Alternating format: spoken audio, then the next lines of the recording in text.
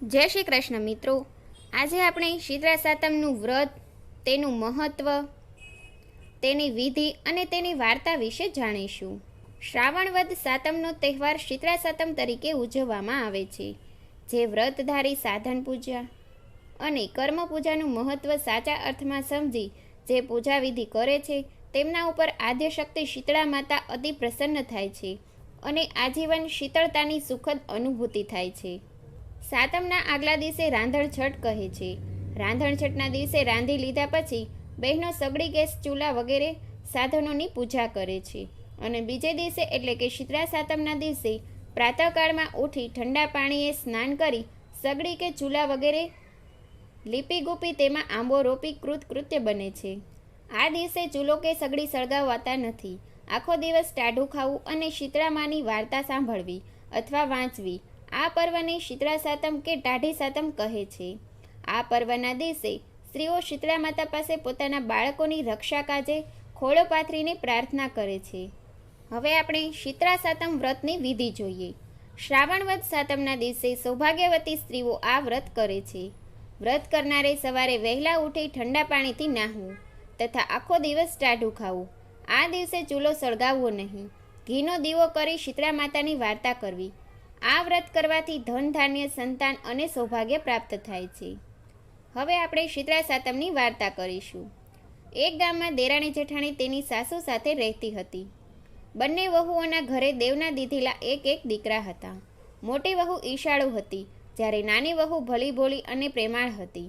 એક વખત શ્રાવણ માસમાં રાંધણછઠનો દિવસ આવ્યો. સાસુએ નાની વહુને રાંધવા બેસાડી. નાની વહુ મધરાત સુધી રાંધતી હતી. એટલામાં ઘોડિયામાં સૂતેલો છોકરો રડવા માંડ્યો.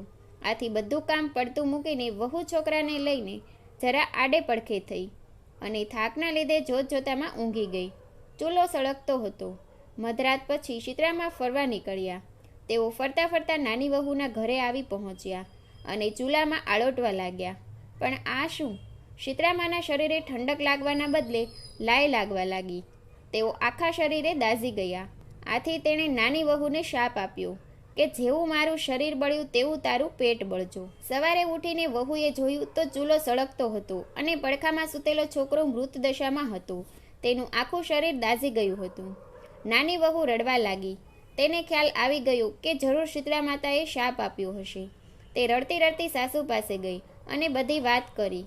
સાસુમાએ સાંત્વના આપતા કહ્યું કે શીતળા માતા પાસે જઈ પ્રાર્થના કર, બધું સારું થઈ જશે. બાળકને ટોપલામાં નાખી નાની વહુ નીકળી પડી. રસ્તામાં બે તલાવડી તેણે જોઈ. બંને તલાવડી પાણીથી છલોછલ હતી, પણ કોઈ તેનું પાણી પીતું ન હતું. જે પણ પીવે તે મૃત્યુ પામતું હતું. નાની વહુને જોઈ તલાવડીઓ બોલી, બહેન તું ક્યાં જાય છે? નાની વહુએ કહ્યું, હું શીતળા માતા પાસે શાપના નિવારણ માટે જાઉં છું. તલાવડીઓએ કહ્યું કે બહેન, અમે એવા તે કેવા પાપ કર્યા હશે કે કોઈ અમારું પાણી પીતા જ મૃત્યુ પામે છે? અમારા શાપનું નિવારણ પૂછતા આવજો. નાની વહુ ત્યાંથી આગળ વધી. રસ્તામાં તેને બે આખલા મળ્યા. તેમની ડોકમાં ઘંટીના પડ લટકતા હતા અને બંને લડતા હતા. નાની વહુને જોઈને બંને આખલાએ પૂછ્યું કે બહેન તું ક્યાં જાય છે? બહેને કહ્યું કે હું મારા શાપનું નિવારણ કરવા જાઉં છું. આખલાઓએ કહ્યું કે અમે એવા શું પાપ કર્યા હશે કે અમે સદાયને માટે લડતા રહીએ છીએ? તું અમારા શાપનું નિવારણ પૂછતી આવજે. નાની વહુ આગળ વધી. થોડે દૂર તેણે જોયું તો બોરડીના ઝાડ નીચે એક ડોશીમાં પોતાના વાળને ખંજવાળતા બેઠા હતા. બહેનને જોઈને ડોશીમાં બોલ્યા કે બહેન, મારા માથામાં બહુ ખંજવાળ આવે છે, જરા જોઈ આપને. વહુ દયાળુ હતી. તેને ઉતાવળ હતી છતાં પણ પોતાના છોકરાને ડોશીમાના ખોળામાં મૂકી જુઓ વીણમાં બેસી ગઈ. થોડી વારમાં ડોશીમાની ખંજવાળ મટી ગઈ. તેમણે વહુને આશીર્વાદ આપતા કહ્યું કે જેવું મારું માથું ઠર્યું તેવું તારું પેટ ઠરજો. આટલું બોલતા ચમત્કાર થયો. ડોશીમાના ખોળામાં રહેલ છોકરો સજીવન થઈ ગયો. વહુ આશ્ચર્ય પામી. તે જાણી ગઈ કે આ ડોશીમાં બીજું કોઈ નહીં પણ શીતળા માતા જ છે. આથી તે તેના પગે પડી ગઈ. વહુએ તલાવડીઓના શાપનું નિવારણ પૂછ્યું.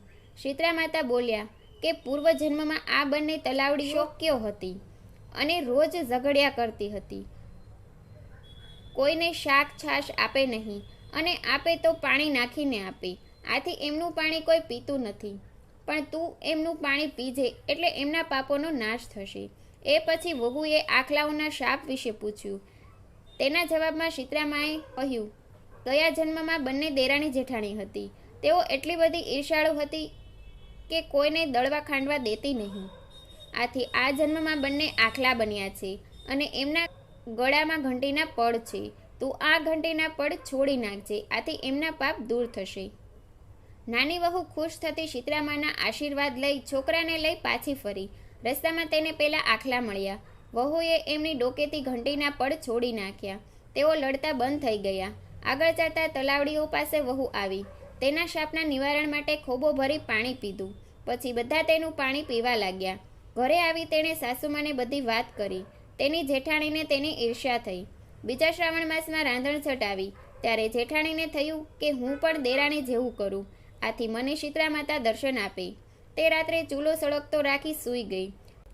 મધરાત થતાં શીતળામાં ફરતા ફરતા મોટી વહુના ઘરે આવ્યા અને ચૂલામાં આળોટવા લાગ્યા. આથી તેનું શરીર દાઝી ગયું.